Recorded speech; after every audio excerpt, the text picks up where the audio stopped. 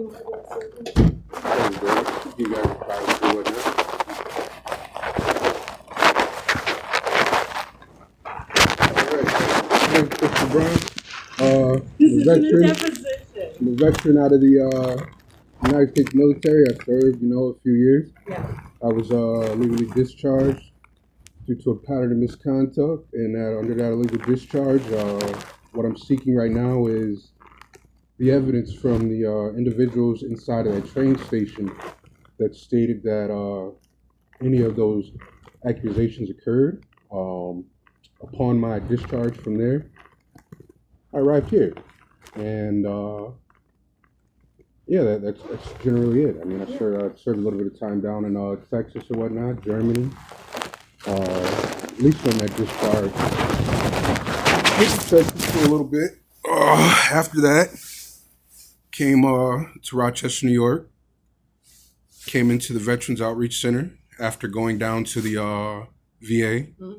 Checked into the VA as I was told to always check in in whatever major city you arrive to with the Veterans Association. Shortly after checking in with the VA, I noticed that there was a strange issue after coming to the VOC regarding my cell phones. So reported that a bunch of times to Nina. I'm under the impression, as I stated earlier, I'm studying what we would call cybersecurity, and this is security of the internet domain and all things connected to the internet and other realms or whatnot. They don't necessarily have to be connected to the internet. And the basis theory line and approach of what we have here is that you guys have a very much open internet, and that open internet causes privacy issues. So now some of the things that I've personally recorded is the lockouts of my email accounts. Mm-hmm. And being as such, those lockouts are, I don't know if you guys understand this theory or this perception or whatnot. Your internet has its own provider, whatever provider it is. Inside of your computer, you have applications. Mm-hmm. There's a network key for those applications that is provided by the internet provider that's ran under that internet. Whoever established the internet has sole propriety administrative rights over those applications. They can alter, change, or manipulate, control, or do anything outside of the ordinary to those applications. Also instituted onto your guys' devices is that there's a user and then there's an administrator. The administrator is, and this purpose would happen to be whoever is in control of the network at that time. So that administrator, they can manipulate, change, or alter any of the information within the computer as seen fit. I've gone through that type of situation or whatnot inside of my Google account. I'm not sure if your guys' internet is safe. I've had several bank accounts to include a New York State unemployment account that was manipulated and things of that nature. New York State unemployment bank account, which suffered through some financial fraud, things of that nature. I'm also under the strong impression that a lot of the other individuals that were exhibiting financial duress, homelessness, and all other sorts of types of psychological issues or problems are also elements of who've come down into the computer lab and have logged into their personal accounts. Some of the individuals that I've spoken to personally would be a elder gentleman who's completely lost his entire life, suffered through prevention of his veteran benefits and denial of his homelessness benefits, to where majority of his stuff was taken. His bank accounts were robbed. His email accounts were broken into, things of that nature. Also, the same with the gentleman Hank. He came in. I'm under the impression that Hank's not from Rochester. I'm pretty good friends with Hank. I haven't seen Hank in about a month and some change. Me and Hank sat down. He was going through some psychological problems or whatnot. Once Hank started explaining to me the beginning of the issues and where they started to occur, he said a lot of his issues started to happen after he came into the Veterans Outreach Center, into your guys' laboratory or whatnot. Logged into his email. After logging into his email, he said he started seeing, random stuff happening, money missing from accounts, closing of accounts, cloning of cell phones, things of that nature. He said that he didn't understand exactly what was happening as he was explaining it to me, I was stating to Hank, well, I understand what provisions these lines fall into. I'm going to school for this kind of stuff just to acquire the degrees necessary, the certifications necessary to present that evidence within the federal district courts. Um, I suffered through a data breach in your guys' computer lab less than 4 years ago, in which federal evidence that it's going to be admitted into a federal case was completely destroyed or altered at the point of entry, sitting at the computer station downstairs. Now, following as such, I reported that to the program manager, who I'm under the impression is Nina or whatnot. After that report, instantly I must have became an issue or something of that sort. So following as such, not too long ago, I was actually contacted in reference to employment. Went downstairs, spoke with Miss Severin, who is the staffing agency liaison or whatnot. I'm under the impression of. Sent over to another defendant's employment place or whatnot. Now, I'm all about following the rules and stuff of that nature. I understand, the proprieties, the need of licenses, and all other such elements that are needed in order for me to perform that necessary work. As to it, like I said, I'm studying these types of things in school, so it's illegal for me to permit to certain types of actions.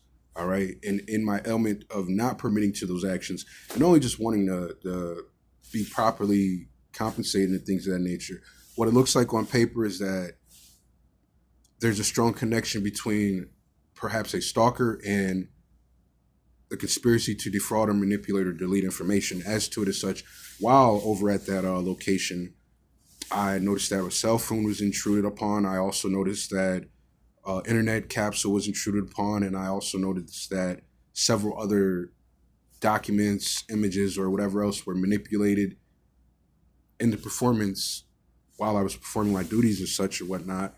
So I'm not under the impression that I ever signed any electronic user agreements or anything of that sort. Now, moving forward, the 27th of this month, and well, before I step forward, I'll go ahead and I'll take a few steps backwards. So upon me coming into this building and, just sitting at the computer, normally when I come into the Veterans Outreach Center, I sit there, I'm completely quiet. I don't say much to people due to the fact that I don't want to be entertained in their wrongdoings. I understand that people have their own personal lives outside of here, that you do what you do.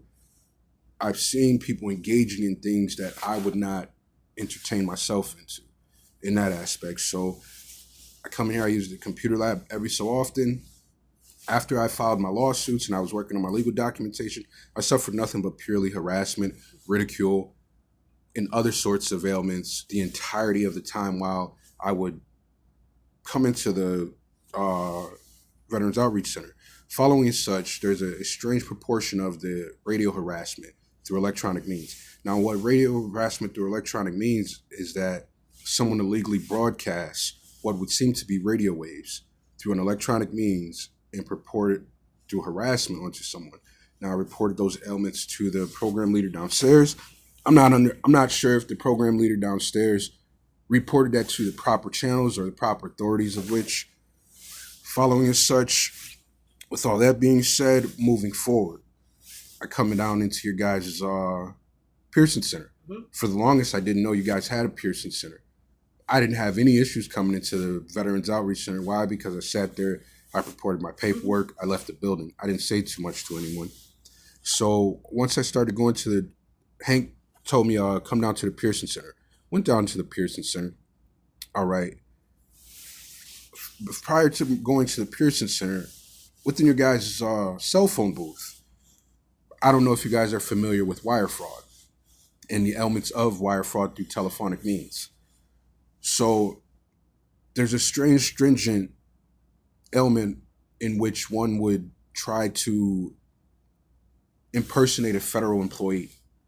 And that federal employee being an employee of the National Labor Relations Board or any of the other agencies in which I'm contacting or submitting legal documentation to, or in reference to employment, trying to contact my employers or trying to file certain documentation in the element of succession through agency proceedings or succession through federal proceedings, that would be the cause and effect of the wire fraud and the interference in the legal proceeding and the interference to deter, alter, or change or manipulate the outcome of the agency decision.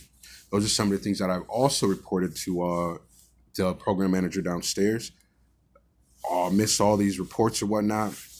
I came in there not too long ago, shortly before the 27th of the month.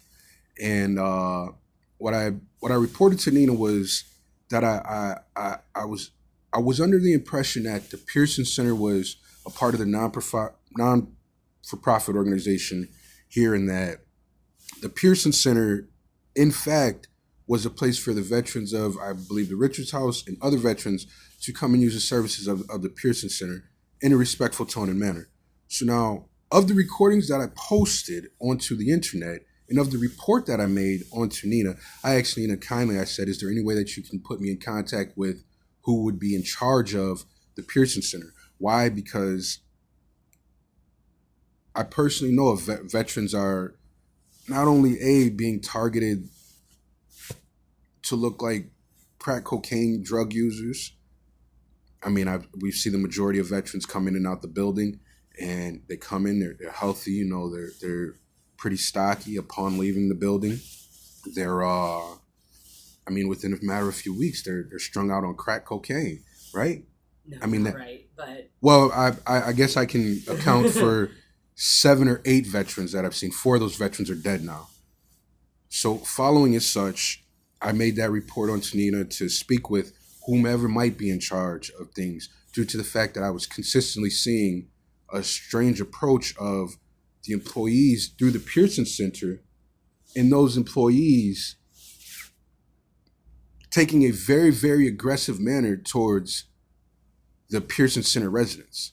And the Pearson Center residents only come in there to either A, take a shower, B, use the pool table, C, perhaps want to watch a movie or play a video game, D, performance of laundry, E, just B. Just go in there and, just valiantly talk amongst one another. They had some programs or whatnot in which there was a men's group and things of that nature.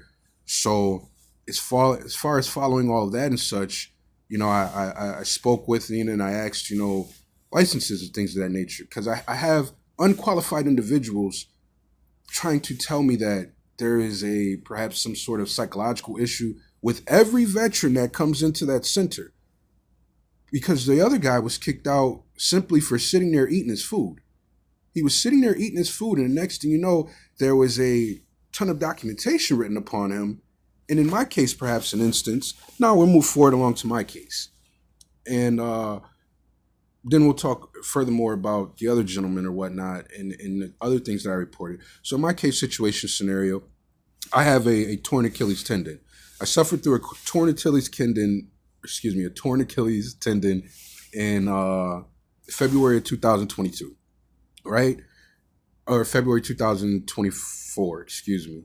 Went down to the VA, tried to gain as much medical attention as I could. I'm still under the impression that my foot still might be broken. I guess I'll assess that here in the near future. But moving forward, I was coming down to the Pearson Center literally to just I was suffering through homelessness. The last place that I was living in, I was evicted from.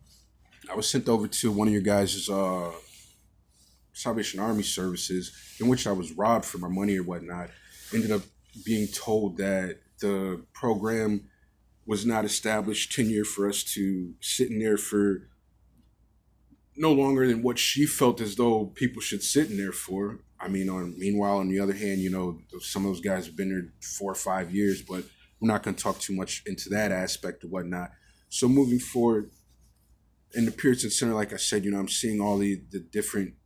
I'm not familiar with someone who's coming into the Pearson Center that's not a resident of the United States, or that's not a resident of New York State, but that they're coming in there, and what they're doing is they're trying to use the shower services, and that veteran being sexually harassed, that veteran being pretty much almost to the point of being assaulted by another staff member.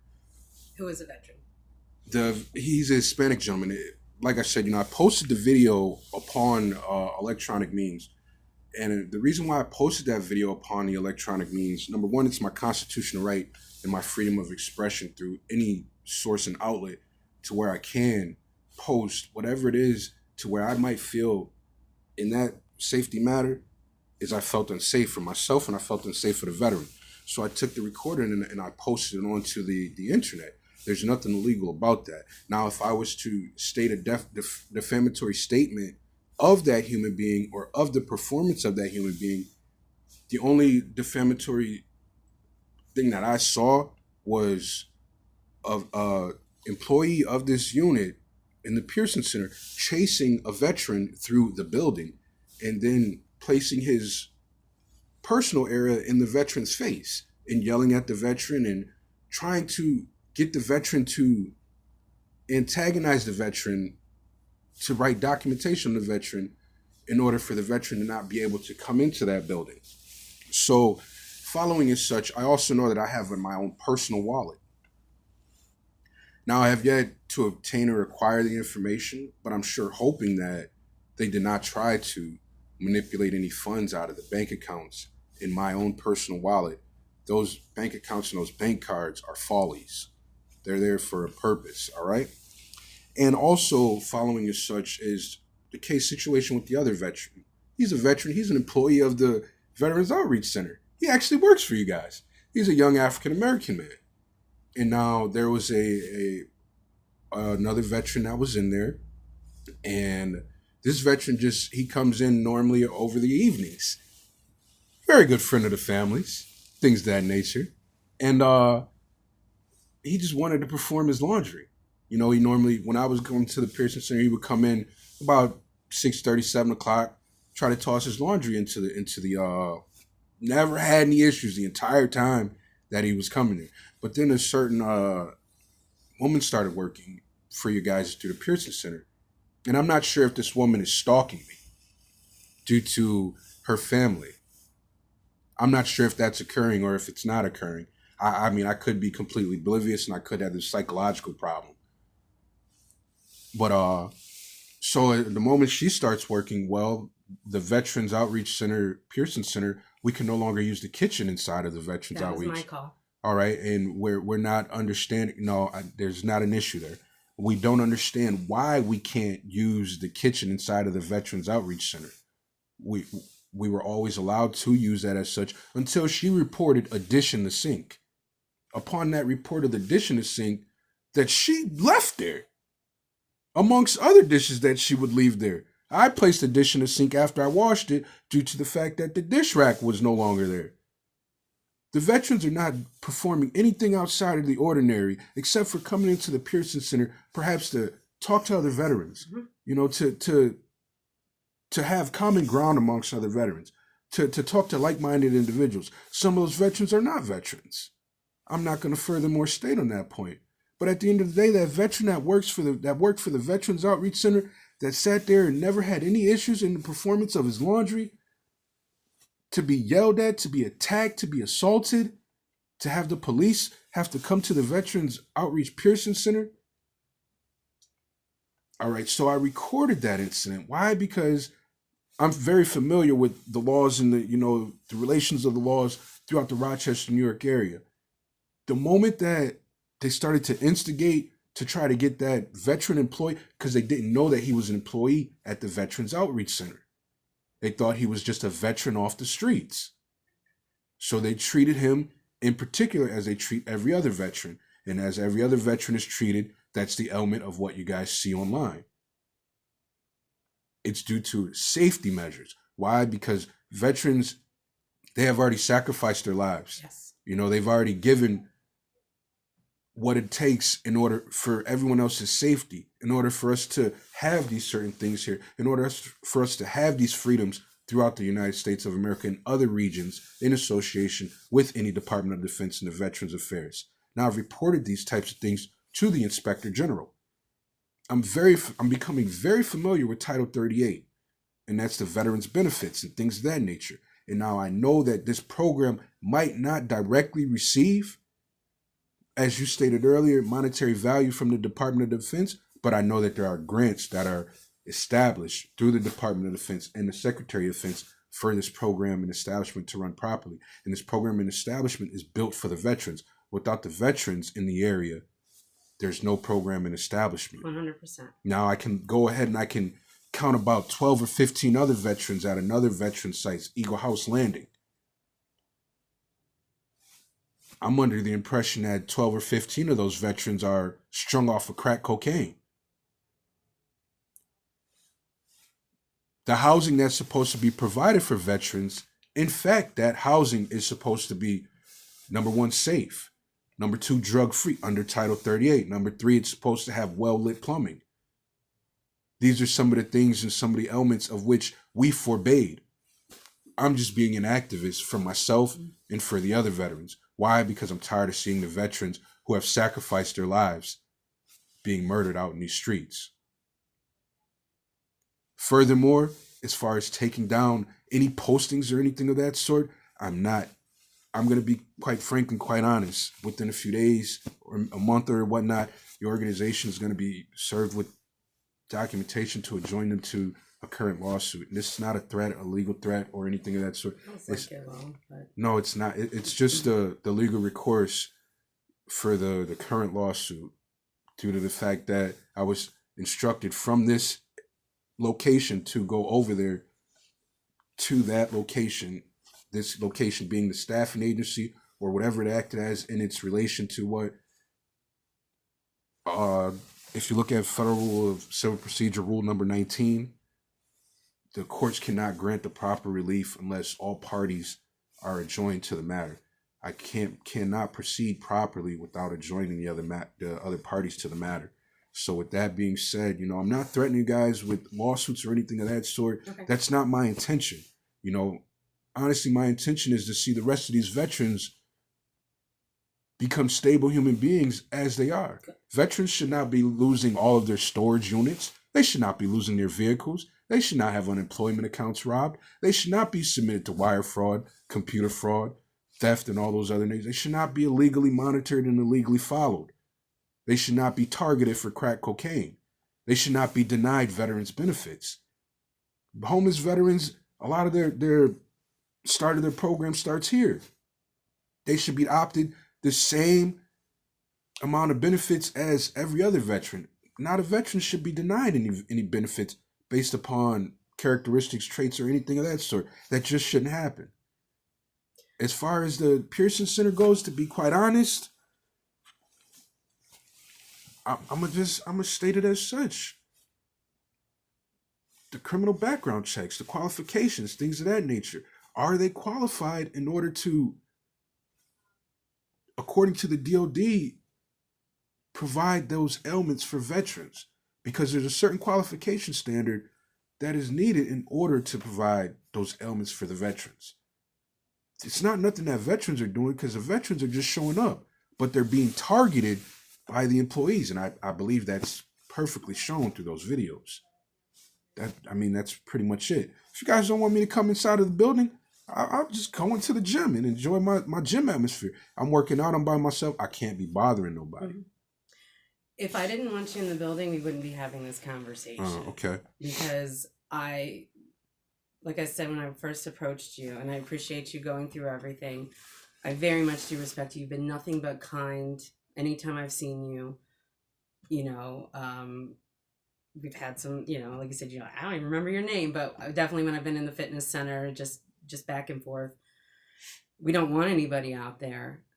The reason why we don't want videos posted like that has nothing to do, for me, when it comes to the staff, embarrassment, whatever, is I don't want veterans coming in there feeling like they're going to be videotaped. I don't want veterans to come in and feel like they're going to be blasted on the internet. Listen, at this point, moving forward, I'll come down to the Veterans Outreach Center to take a shower and use the gym. But my good friend was murdered, and I know that it's in connection with here. I got to take off because I got to be to the law library at 10 o'clock. Okay. All right. Yeah, that's just it. All right. I'm gonna have to talk to my leader about it because it's coming directly from them. All right.